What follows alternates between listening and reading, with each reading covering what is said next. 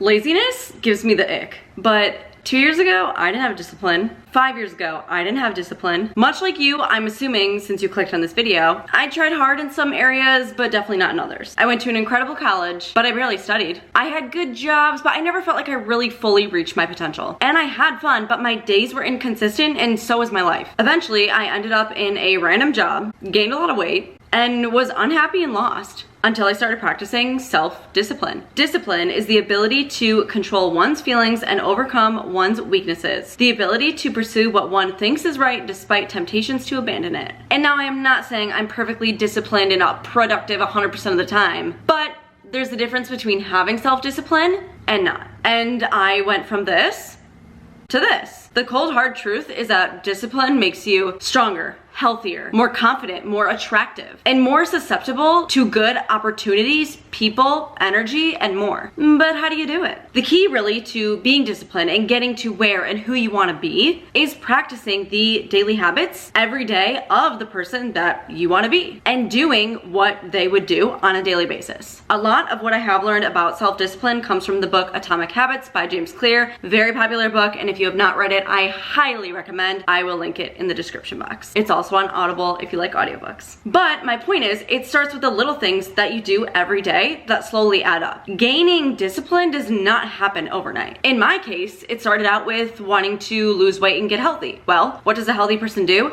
They work out. So I started working out. You don't, and you won't, matter of fact, start by doing things perfectly. However, you do need to accept that this will take time and it will be hard, but you have to get over whatever mental block is in your way from starting, and you just have to start. The later you start, the later you will get there. But over time, you'll get better and better, and it will become easier and easier. These little habits, in whatever the case may be for you, will become routine and just something you do, part of your identity. You won't have to think twice about doing it. I work out every day because it's something I do. It's who I am. It's part of my identity. It's just routine. It's what I practice, and I love to do it. Me 2 years ago, absolutely not. And this can apply in so many different situations. It's not just about losing weight and getting healthy, although it's a very common thing people want to do, and there's nothing wrong with that. And whether you want to change your whole life or you just want to get shit done, this video is for you, and you need discipline for that. No matter the extreme, no matter the level, no matter your journey. For me, well, I knew a healthy person did a few different things,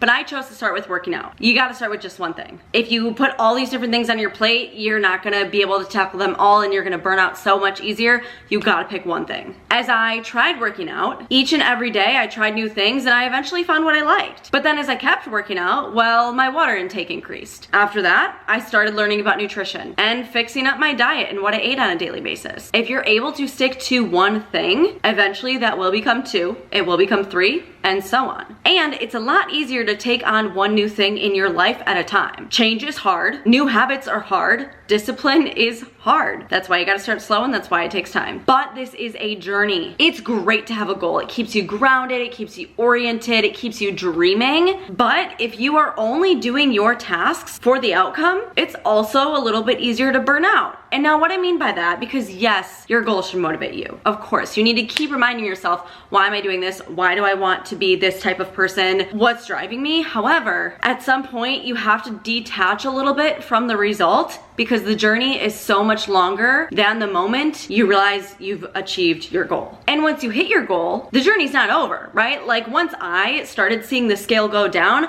I didn't just quit and like go back to my old habits. No, I kept doing what was now routine for me. I kept on going. That just wouldn't make sense for me to, hit this goal and then drop everything. So in any other scenario, you're not gonna do that either. Whatever it took you to get there, you're gonna keep on doing it anyway. So you better enjoy the journey while it's happening. And because it's probably a forever thing. Especially in today's world, we also really need to get used to delayed gratification. Delayed gratification is essentially not giving in to things that are gonna give you an immediate reward or immediate satisfaction, and doing the harder things for a better reward in the long run. As you probably very much know, we live in a world where we crave clicks and likes, quick dopamine hits. There's just so many things accessible at our fingertips, which can be really great, but giving into those things so often and all the time really can waste our time time and set us back, and can keep us wanting that instant gratification and validation, and make it harder and harder to do the hard things that are gonna benefit us in the long run. I cannot act like I don't just sit and scroll on my phone sometimes, right? That's not what I'm saying. But if it's an all day, everyday thing, it's gotta change. And a lot of times we use those things as band-aids, right? If we're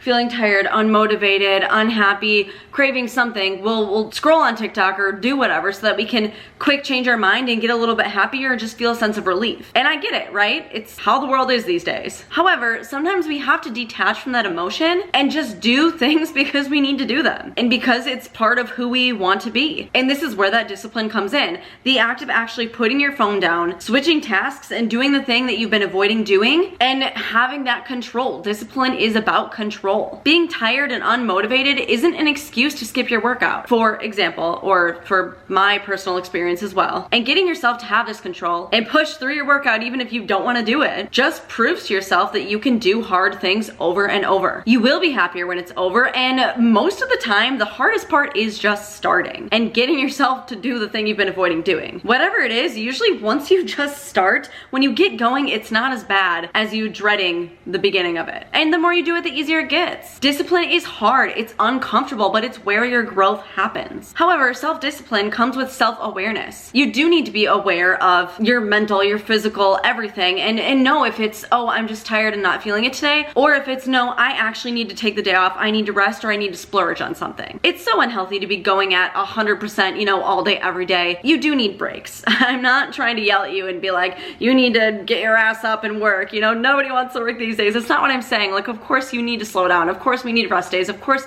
we need to take time for ourselves. But there is a difference between being lazy or having self-discipline, but also self-awareness and giving yourself the grace when you need the grace. And if you know me and you're not new here, you know I'm all about balance. Another part about self-awareness though is knowing what makes you actually feel good and what makes you happy. For the example of, wanting to get healthy, wanting to work out, things like that, don't think that you have to be a 5 a.m. gym person if you don't want to be, right? If that's truly not what makes you feel good and you rather work out later in the day, don't try to be a 5 a.m. gym person just because the internet makes it look all aesthetic. Part of being self-aware is knowing what actually makes you happy and doing what you want regardless of what other people do, or if it's different than the mainstream. You don't always have to do what everyone else is doing. And just because you're not this crazy morning person doesn't mean you don't have discipline. Discipline shows up in so many different ways. And remember that discipline is literally a form of self-care. Yes, self-care can be a face mask and a lovely treat and a night to yourself. But it can also be cleaning your room every single day even though you don't want to, because you're trying to optimize your environment because you know that you will work and perform better in a clean space. And doing things that you don't want to do to set yourself up for success and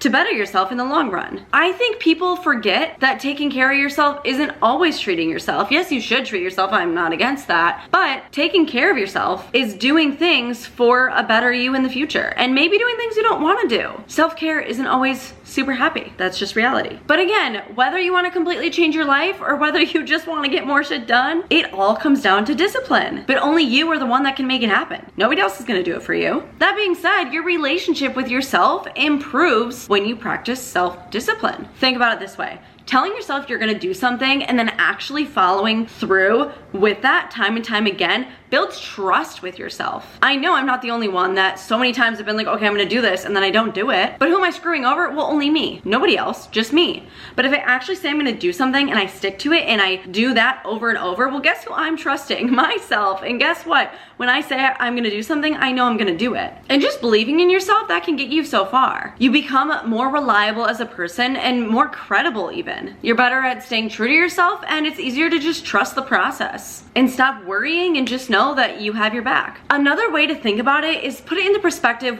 of how you treat a loved one. Maybe it's a romantic relationship, a sibling, a child, even a pet, someone that maybe you would take care of every once in a while. Well, would you want them laying in bed all day, scrolling social media, not doing anything, eating a whole box of cookies?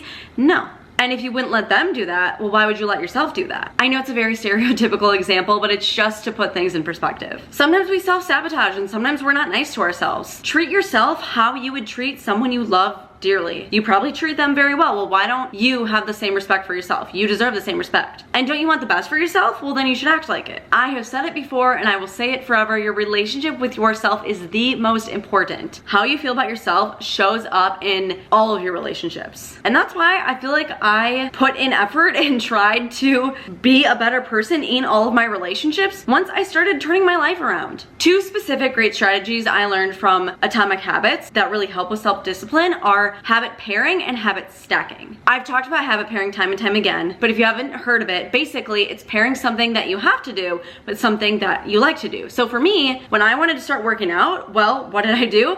I started with incline walking. I'm a huge 12-3-30 fan, and what I would do while I walked is either watch a show or watch YouTube. But to make it even better, I would only watch a specific show or watch YouTube videos while I was working out, so it was that much more of a reward.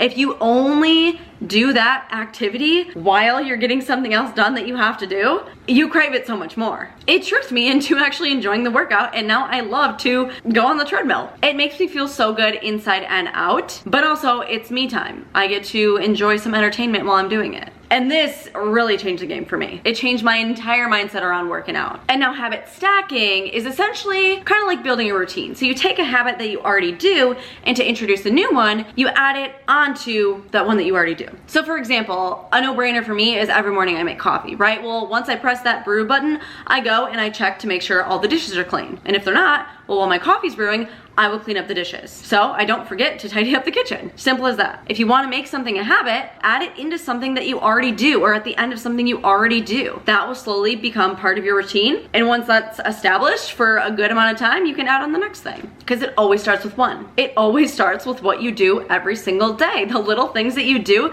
make up your life. You know, your habits make you, you. I could not have gotten to where I am today without discipline. And by practicing discipline, you just gain so much. Again, whether you want to change your life, because if you don't, that's fine. I feel like the internet really glamorizes, you know, I changed my life by doing this, my life completely changed, blah, blah, whatever. If you're happy with your life, you don't need to change. Like, stop thinking you have to constantly rebrand, right? But maybe you want to, and there's nothing wrong with that. But like I said twice before, maybe you just want to get shit done, and you're like, I need to learn how to have discipline. Well, here's how you have discipline. Try habit pairing, try habit stacking, and remember it's one day at a time. You know, think about all those different perspectives I mentioned and start doing the things that the person you want to be would do. And soon enough, that's exactly who you will be. You can't make any changes without discipline. I feel like the tone of this whole video, I was like kind of lecturing you, but it's really from like a loving big sister standpoint, because this is all from personal experience, but then also things I've learned and practiced, and I just want to share it and preach what I practice because it's so important to me. And if I feel this good on a daily basis through all the changes I've implemented, well, I want you to feel this way too, in whatever way it applies to your life. So if you're looking to become less lazy and start making things happen for yourself, you just have to start today with one thing. And I'm always rooting for you. Thank you for watching. Please subscribe if you have not, and I'll see you in my next one.